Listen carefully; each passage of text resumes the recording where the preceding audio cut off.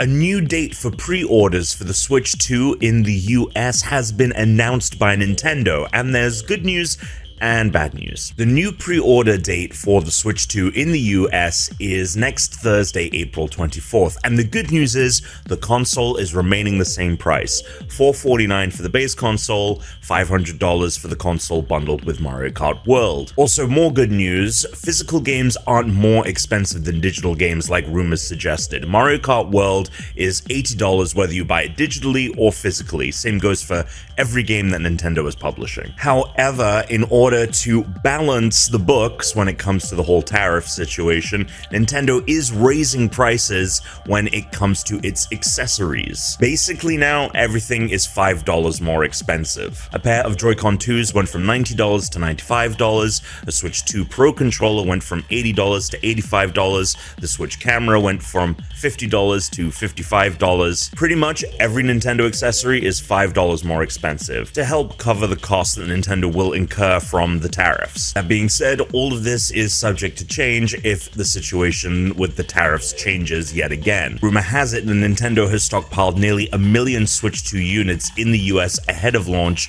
to get ahead of the tariffs. That stock seems to primarily be coming from Vietnam, which currently only has a 10% tariff from goods exported from the country into the US. However, currently the pause on the tariffs is only in effect for 90 days, so sometime in the summer it could theoretically go back up to around 50%. And if that would be the case, it would be hard to see how the Nintendo Switch 2 wouldn't go up in price. So if you are looking to get a system at some point, it actually might be cheaper now to get it at launch than it would down the line.